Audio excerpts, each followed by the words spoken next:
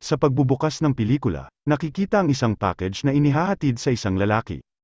Ang package ay may sticker ng mga pakpak ng anghel, at sinabi ng recipient ng package na ito ay mula sa kanyang asawa habang kasama naman niya ang ibang babae. Kasunod nito, si Chuck na nagtatrabaho bilang isang system analyst sa isang cargo company ay talagang masipag sa kanyang trabaho.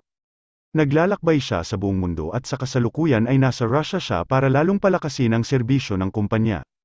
Para magawa iyon, nagpadala siya ng parcel sa kanyang sarili mula sa iba't ibang bansa patungo sa isang bahay. Isang bata mula sa bahay na iyon na may dala ng package ang tumakbo patungo sa hub at ibinigay kay Chuck ang package na naglalaman ng isang orasan. Nagsimula ito sa 0 hanggang sa oras na makarating ito sa kanyang patutunguhan at umabot sa 87 oras bago ito dumating. At ayon sa mga pamantayan ni Chuck, hindi katanggap-tanggap ang ganun katagal para sa isang parcel na makarating sa may-ari nito. Si Chuck ay isang taong mahigpit pagdating sa mga schedule lalo na sa kanyang trabaho. Napakalaking bagay para sa kanya na maihatid ang mga parcel sa mga may-ari sa tamang oras. Ngunit sa gitna ng lahat ng problema sa kanyang personal na buhay, nagawa niyang panatilihin ang isang magandang relasyon sa kanyang kasintahan na si Kelly.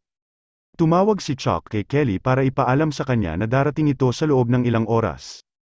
Pagkaraan, dumating si Chuck sa US at nakipagkita agad ito kay Kelly. Pagkatapos ay tumungo ang magkasintahan sa hapunan ng Pasko ng pamilya nang kung saan ibinalita ng kapatid ni Chuck ang kasal sa pagitan ng dalawa. Ngunit pareho silang tumawa at iniiwasang sagutin ang mga tanong. Samantala, napagtanto ni Chuck na kailangan niya ng makipagkita sa dentista dahil sumakit na naman ang ngipin niya habang kumakain. Pagkatapos, biglang inimpormahan si Chuck na ipapadala siya sa Malaysia at pagkatapos ay nagkatinginan silang dalawa ni Kelly na nalalaman na ang mangyayari. Kailangang umalis ni Chuck para sa kanyang trabaho kahit na holiday. At dahil mahal ni Chuck ang kanyang trabaho, nagdesisyon siyang umalis. Pagkatapos ay tinanggap ni Kelly ang kanyang desisyon at sinubukang humiling kay Chuck na umuwi sa bisperas ng bagong taon na sinang-ayunan naman ng lalaki. Samantala sa airport, binigyan ni Kelly si Chuck ng isang lumang relo na isang pamana ng pamilya bilang regalo sa Pasko. Naantig si Chuck sa regalo ni Kelly at bago umalis, iniabot nito sa kanya ang isang regalo na nakabalot sa isang maliit na kahon. Pagkatapos ay sinabi sa kanya ni Chuck na bubuksan nila ito ng magkasama kapag bumalik siya sa bisperas ng bagong taon bago umalis para sumabay sa kanyang flight. Pagkatapos ay bumiyahe si Chuck kasama ang 4 na miyembro ng flight crew papuntang Malaysia. Pagkatapos ng ilang oras sa paglipad ay nakasalubong nila ang isang bagyo. Narinig ni Chuck na pinag-uusapan ng mga piloto ang tungkol sa pagkawala ng lahat ng signal ng radyo at pagkatapos nito, may sumabog sa eroplano na humahantong sa isang matinding turbulence sa paglipad. Ang eroplano ay nagsimulang mawala ng kontrol, at ang isa sa mga piloto na habang sinusubukang dalhin si Chuck sa kanyang upuan ay tinamaan ng isang bagay sa kanyang ulo. Nakita ni Chuck na papalapit sa karagatan ang eroplano at kalaunan ay bumagsak ito sa Pacific Ocean. Ang eroplano ay napuno ng tubig, at hindi nagtagal ay nagsimulang malunod si Chuck. Ginamit niya ang emergency inflatable life raft, na ibinigay sa kanya ng isa sa mga piloto. Sa tulong ng raft na iyon, nagawa ni Chuck na mapalutang ang kanyang sarili. Ngunit masama ang panahon at ang malalakas na alon sa karagatan ay nagsimulang tumama sa kanya. Sa kabutihang palad, nakaligtas si Chuck at natagpuan ang kanyang sarili sa dalampasigan ng isang isla na walang naninirahan. Ang inflatable raft ay halos nagkabutas-butas bago makarating si Chuck sa islang iyon. Lumabas si Chuck sa raft at nakitang nasa kanya pa rin ang relo. Nakahanap din siya ng ilang mga package na napadpad sa dalampasigan. Pagkatapos, kinuha niya ang mga package at natagpuan ang kanyang sarili na nag-iisa na walang makikitang ibang isla sa paligid. Gumuhit siya ng help sign sa lupa para makuha ang atensyon ng anumang dumadaang eroplano. Pagkatapos ay tumingin siya sa orasan na ibinigay sa kanya ni Kelly. Sa sumunod na araw, nakahanap siya ng ilan pang package. Pagkatapos ay nakahanap siya ng mga niyog sa isla kung saan ininom niya ang mga tubig nito para pawiin ang kanyang uhaw. Nagpatuloy siya upang galugarin ang isla at nakahanap ng isang kuweba. Pagkatapos ay umakyat siya sa tuktok ng isla para mas makita niya ang paligid. Mula sa itaas, nakakita siya ng isang bagay sa tubig at mabilis siyang bumaba upang tingnan kung ano yon. Ngunit nabigla siya nang makita na bangkay pala yun ng piloto na nagtangkang iligtas siya. Kinalaunan, naghukay siya ng libingan at inilagay ang bangkay ng piloto sa loob nito. Sa wakas ay binigyan niya ng wastong pahingahan ang taong nagtangkang magligtas sa kanya. Hindi nagtagal, natapos din ang kanyang pangalawang araw sa isla na hindi alam kung saan siya pupunta. Kinagabihan, patuloy niyang tinitingnan ang larawan ni Kelly sa loob ng relong ibinigay nito sa kanya. Sa sumunod na gabi, nakakita siya ng isang barko sa malayo. Sinubukan niyang humingi ng tulong ngunit napakalayo niya para maabot ng kanyang boses ang barko. Pinailawan din niya ang barko ng flashlight na kinuha niya sa piloto ngunit wala rin itong naitulong sa kanya. Para subukang iligtas ang sarili, inayos niya ang kanyang mga gamit at sumakay sa nasirang raft sa pag-asang makarating sa barko. Sa kasamaang palad, masyadong malakas ang alon at siya ay itinapon sa tubig. Samantala, nasugatan naman ng mga corals ang kanyang binti at napasigaw siya sa matinding sakit. Nabigo, bumalik si Chuck sa isla at nagsimulang umulan ng malakas. Upang protektahan ang sarili mula sa ulan, pumasok siya sa kuweba na natuklasan niya ilang araw na ang nakalipas. Sa loob ng kuweba, nakahanap siya ng isang maliit na batis at nagsimulang uminom ng tubig mula rito. Dahil sa pagod sa ilang araw na pag-alagala, nakatulog si Chuck at nawawalan din ng battery ang kanyang flashlight. Sa sumunod na araw, binuksan niya ang mga package sa pag-asang makahanap ng anumang bagay na kapaki-pakinabang.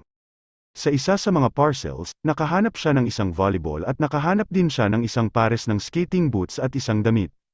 Ginamit niya ang boots upang magpatalas ng kahoy at ginamit naman niya ang damit para manghuli ng maliliit na isda. Binuksan niya ang lahat ng mga parcel, maliban sa isa na may sticker ng mga pakpak ng anghel sa ibabaw nito. Itinabi ni Chuck na hindi nabuksan ang parcel para panatilihin ito bilang motibasyon para manatiling buhay at ihatid ang parcel sa nararapat na may-ari nito. Sa wakas ay gumawa siya ng isang maliit na kubo at sinubukang magsindi ng apoy. Sinusubukan niyang gumawa ng maraming beses ngunit hindi siya nagtagumpay. Sa huli, dumating siya sa punto na masugatan ang kanyang mga kamay at sumigaw sa galit. Inihagis niya ang lahat ng kanyang nakikita at pagkatapos ay hinugasan ang kanyang kamay sa dagat. Pagkalipas ng ilang minuto, nakita niyang may bahid ng dugo ng kanyang kamay ang volleyball. Gumuhit siya ng isang mukha sa volleyball at inilagay ito sa harap niya para magmukha siyang may kasama. Nagsimula na rin siyang makipag-usap sa bola, at pagkaraan ng ilang sandali, sa wakas ay nagawa niyang magsindi ng apoy. Natuwa si Chuck at nagsimulang sumayaw sa paligid ng apoy. Pagkatapos, nagluluto siya ng alimango sa apoy, at kinain ito lahat habang nakikipag-usap sa bola. Pinangalanan niya ang bola na Wilson dahil ito ay ginawa ng Wilson's Company. Kinabukasan, nakaramdam siya ng matinding pananakit ng kanyang ngipin. Ginamit niya ang skating boot at isang bato para tanggalin ang kanyang ngipin ngunit nawalan siya ng malay habang isinasagawa ito. 4 na taon na ang nakalipas mula nang siya ay napadpad sa isla. Humaba ng husto ang kanyang buhok at balbas at malaki na rin ang pinagbago ni Wilson. Isang araw, habang natutulog siya sa kuweba, nakarinig siya ng ingay at nang lumabas siya para tingnan, nakakita siya ng sirang piraso ng plastik na pinto at kinuha ito.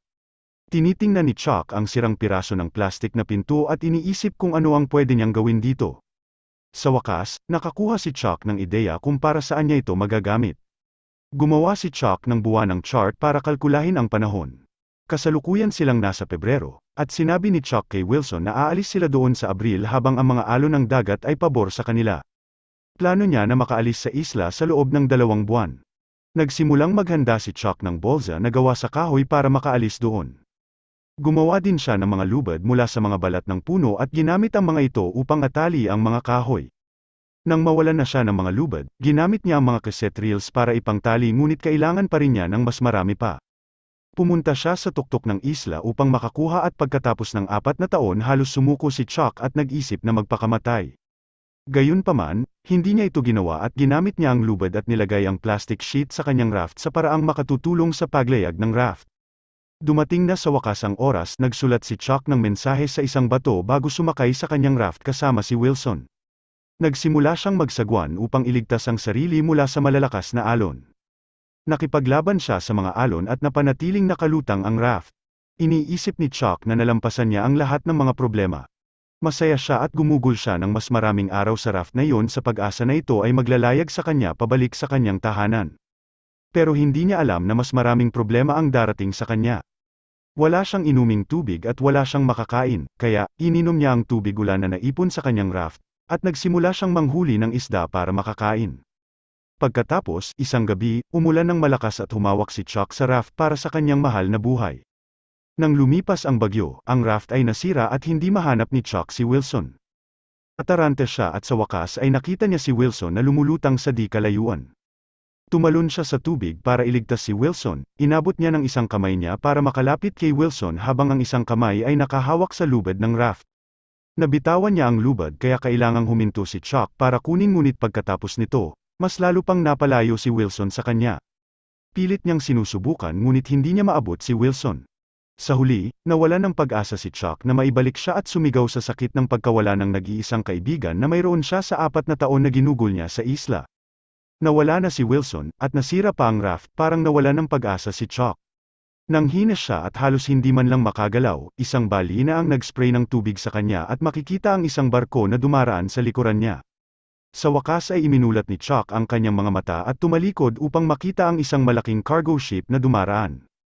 Matapos ang lahat ng mga problema at kasawi ang dinanas niya, sa wakas ay naligtas si Chuck. Makalipas ang 4 na linggo, bumiyahe si Chuck para bumalik sa kanyang tahanan at makapiling ang kanyang pamilya at si Kelly. Sinabi sa kanya ng kanyang kaibigan na akala ng lahat ay patay na siya kaya nagsagawa sila ng libing para sa kanya. Pagkatapos maglanding, nakaharap niya ang isang tao na tila hindi niya nakikilala. Ipinakilala ng tao ang kanyang sarili bilang asawa ni Kelly. Sinusubukan niyang ipaliwanag na si Kelly ay masyadong emosyonal at nalilito nang makita siya. Si Chuck ay nanatiling tahimik, hindi alam kung ano ang sasabihin o gagawin. Ang mahal niya na pinatili sa kanyang isipan habang nabubuhay sa islang iyon ng mahigit 4 na taon ay nagpakasal sa iba. Kinalaunan, ang kanyang mga kaibigan at pamilya ay nagdiwang ng isang party para sa kanyang kaligtasan. Pagkaalis ng lahat, tumingin si Chuck sa isang alimango na nagpapaisip sa kanya ng mga alimango na kinain niya habang nasa isla. Tumingin din siya sa isang lighter na nagpapaalala sa kanya kung gaano kahalaga sa kanya ang apoy. Kinalaunan, ni hindi makatulog si Chuck sa kanyang kama. Katingin sa parehong relo na ibinigay sa kanya ni Kelly ilang taon na ang nakakaraan. Kahit na nagpakasal na siya sa iba, kailangan ng closure ni Chuck kaya sumakay siya ng taxi papunta sa bahay ni Kelly. Akmang pipindutin na ni Chuck ang doorbell nang binuksan ni Kelly ang pinto at pinapasok siya. May gustong sabihin si Chuck pero agad siyang niyakap ni Kelly. Ibinigay sa kanya ni Chuck ang relo na ibinigay nito sa kanya at nagulat si Kelly nang makitang nasa kanya pa rin iyon. Dahil ito ay isang pamana ng pamilya, gusto ni Chuck na panatilihin ni Kelly ang kanyang relo. Pagkatapos ay ipinakita sa kanya ni Kelly na itinago niya ang kanyang sasakyan pagkatapos niyang mawala. Ibinigay niya sa kanya ang susi ng kotse at sumakay si Chuck dito. Naghahalikan silang dalawa ngunit bumitiw si Kelly. Nagsimulang magmaneho si Chuck at napagtanto ni Kelly na marami pa siyang sasabihin. Tinawag niya si Chuck at nagsimulang tumakbo patungo sa kanya. Bumaba din si Chuck sa kanyang sasakyan at naghalikan sila sa isa't isa. Sinabi ni Kelly na pagkatapos ng 4 na taon ng pagkawala niya, kinailangan niyang pakawalan siya. Ngunit palagi niya itong minamahal at mananatili iyon. Sinabi ni Chuck na mahal din siya nito pero alam niyang huli na ang lahat para magkabalikan sila. Hindi rin maiiwan ni Kelly ang kanyang pamilya kaya mas mabuting pakawalan nila ang isa't isa. Sa pagtatapos ng pelikula, nagmamaneho si Chuck at ihahatid niya ang lahat ng mga package na binuksan niya sa isla. Huminto siya sa isang bahay at nabigong mahanap ang may-ari. Kaya, nag-iwan siya ng isang package sa pintuan na may mensaheng, "Iniligtas ng package na ito ang aking buhay." Salamat Chuck Nolan. Habang nagmamaneho pabalik, huminto si Chuck para tingnan ang mapa. Iniisip niya kung saan siya pupunta, pagkatapos, huminto ang isang babae at nagtanong kung matutulungan niya siya. Nagtanong si Chuck kung saan patungo ang daan sa unahan niya. Sinagot ng babae ang kanyang tanong, at pagkatapos ay bumalik sa kanyang sasakyan. Nang magmaneho siya palayo, napansin ni Chuck ang parehong mga pakpak ng anghel sa likod ng kanyang truck na nasa package na hindi niya binuksan sa isla. Ang package na nagligtas sa kanyang buhay sa pamamagitan ng pagbibigay sa kanya ng motibasyon na manatiling buhay ay pag-aari ng babaeng kakakilala pa lang niya. Tumingin siya sa bawat daanan at nagdesisyon kung aling daan ang kanyang tatahakin. Tumingin siya sa daan na dinaanan ng babae at ngumiti.